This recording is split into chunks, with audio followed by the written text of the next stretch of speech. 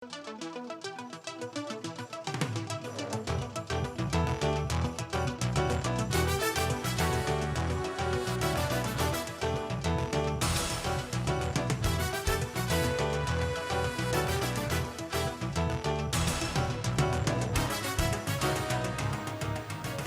en esta tarde de miércoles en tiempo real recibo con mucho gusto en nuestro programa al profesor Luis Enrique Guadalupe, que ya forma parte de la familia de En Tiempo Real. Bienvenido a esta emisión. Muchas gracias, buenas tardes. Bueno, vamos a hablar del contexto actual, un contexto lamentable, triste también para cubanas y cubanos, esperanzador para quienes hoy pues luchan justamente por recuperar todo lo perdido, con esa fe y esperanza y ese empuje de país.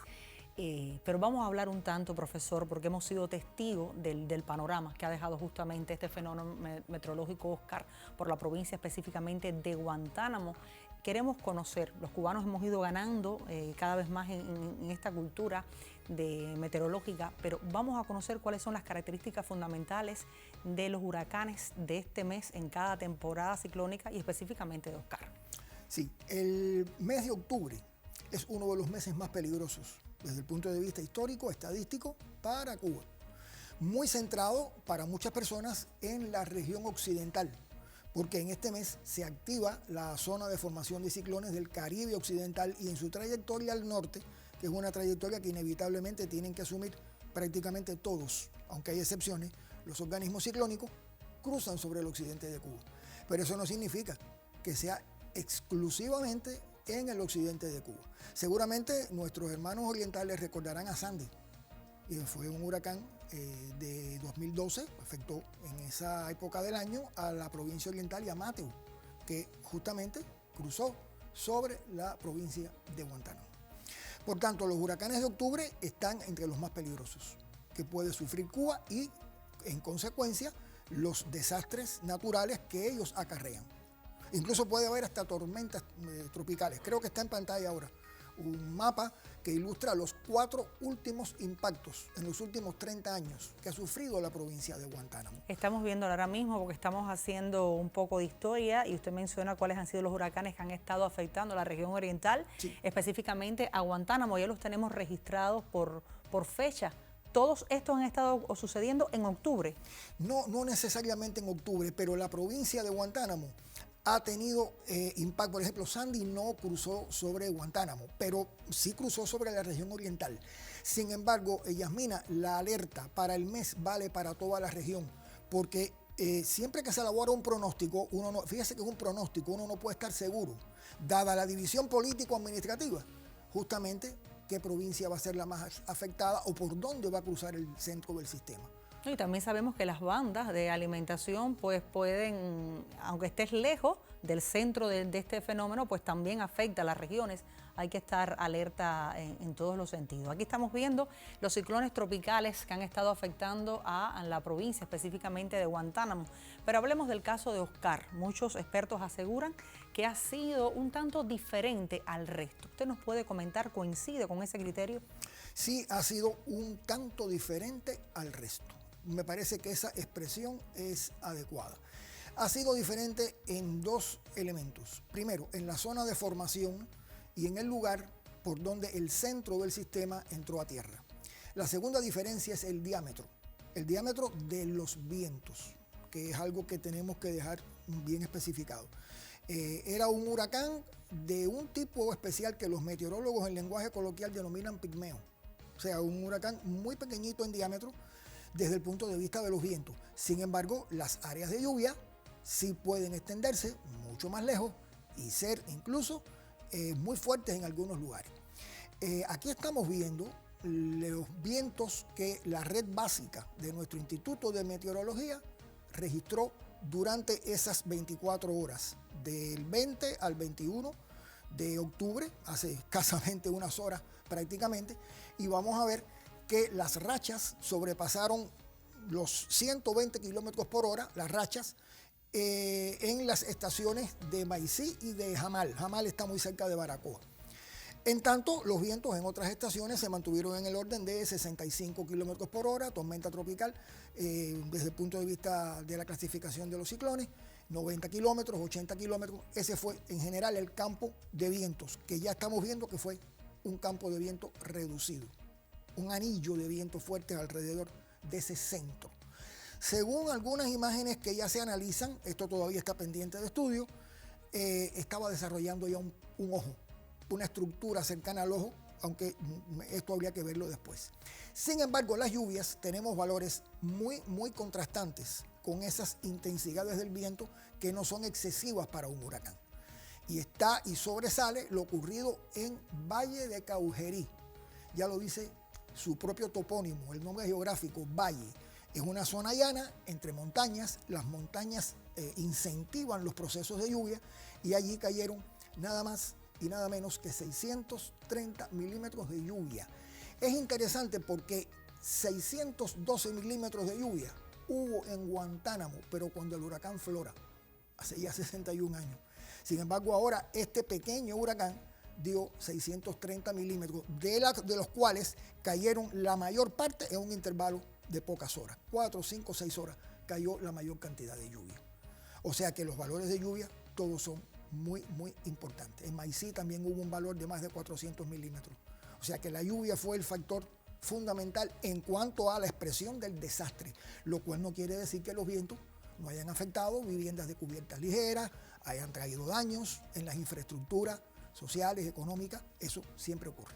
Pero vamos a insistir en este tema porque es interesante en la percepción de riesgo que tiene la población. Cuando usted escucha un huracán F1, fuerza 1, y lo compara con un huracán fuerza 5, está quizás suponiendo que es un huracán que no va a ocasionar muchos daños, pero eso contrasta. Estamos hablando de velocidad de viento, pero no estamos hablando de la lluvia. Exactamente. Pero vamos a explicar esto un poco, porque ciertamente hemos recibido algunos criterios de que no se ajusta el F1 con los daños ocasionados. Usted explique por qué no tiene que ver directamente los valores de lluvia con los de viento.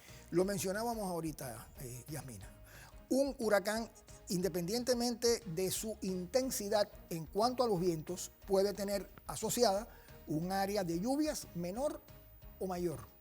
Incluso puede darse el caso de una depresión tropical, que no es ni siquiera una tormenta tropical. Sus vientos no llegan a 65 kilómetros por hora y puede tener un área de lluvia que cause un efecto extraordinario, avenidas en los ríos, inundaciones en zonas urbanas o rurales.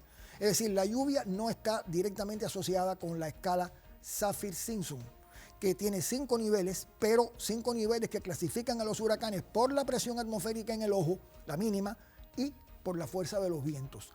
Hay algo que yo quisiera aprovechar la oportunidad que usted me da para reflexionar con los televidentes en lo siguiente. La escala Saffir-Simpson es una escala exponencial, no es aritmética. Quiere decir que un categoría 1 y un categoría 2 no quiere decir que el categoría 2 es 2 veces más intenso que el 1, es 4 veces, porque es 2 al cuadrado. Por tanto, un huracán categoría 5 es 25 veces más destructor que un huracán categoría 1.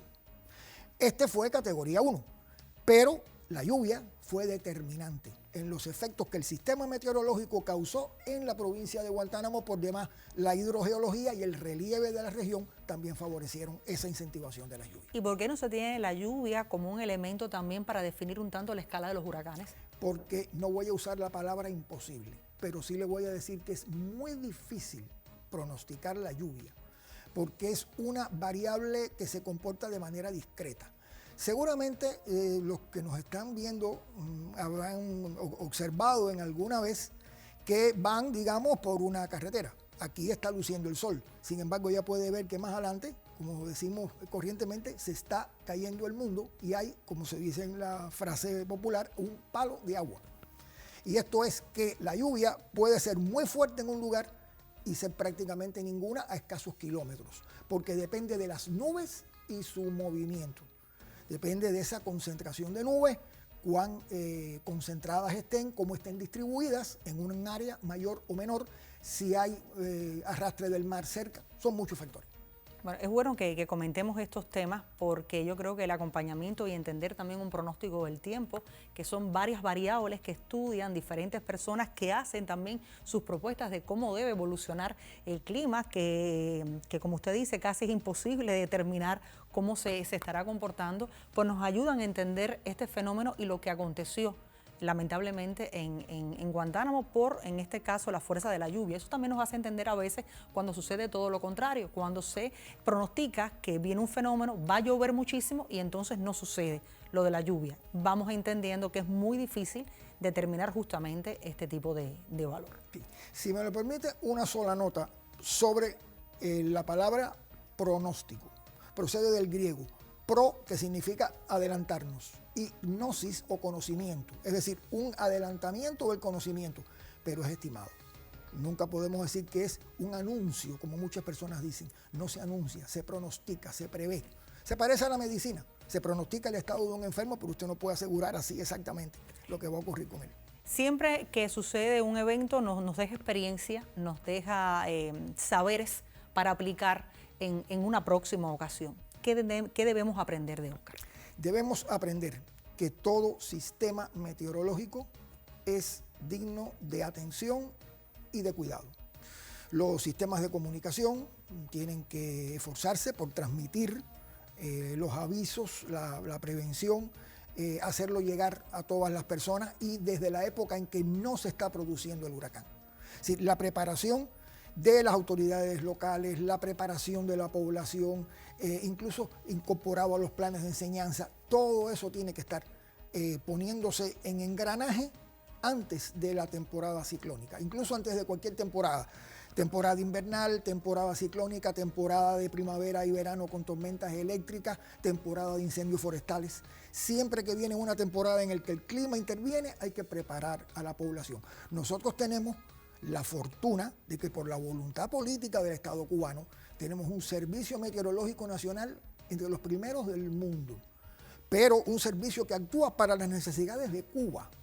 Hay veces que hay personas que empiezan a ver, bueno, porque dicen las redes, porque dicen otros servicios, bueno, perfecto, pero esto no siempre está temperado a Cuba. Y no se puede dejar de mencionar el sistema de la defensa civil, con un Estado Mayor Nacional y con estructuras en todos los territorios. Eso es una fortaleza enorme, que además no la reconocemos los cubanos, está reconocida por organismos internacionales. El contexto donde se desarrolló este huracán Oscar estaba también dentro de un contexto electroenergético complicado. De ahí también hay que sacar experiencias de esta comunicación y por supuesto nosotros también como personas activas que somos las que tenemos que tomar decisiones también con nuestras casas, hogares, conocer mucho más de estos fenómenos y conocer por supuesto ese dato que usted ha dado de la lluvia y de la fuerza de los vientos es primordial, porque justamente hay algunas líneas de mensajes en redes sociales de que no se explican cómo un Fuerza 1 pudo tener tanto daño y ahí está el kit de la fuerza de los vientos. Y me parece importante su presencia para seguir comprendiendo y para seguir colaborando, por supuesto, con las autoridades del país en este proceso de prever, como decía Martín, prever está el arte de salvar, pero ahora que estamos en esta situación, volcarnos a la recuperación de Guantánamo desde la solidaridad y desde el abrazo que da Cuba hoy a nuestros hermanos guantanameros. A usted muchísimas gracias por ser parte de la revista en tiempo real, por siempre acompañarnos, explicarnos y otorgarnos estos saberes tan importantes para enfrentar situaciones de tan alta contingencia. Nosotros vamos a continuar esta revista en tiempo real.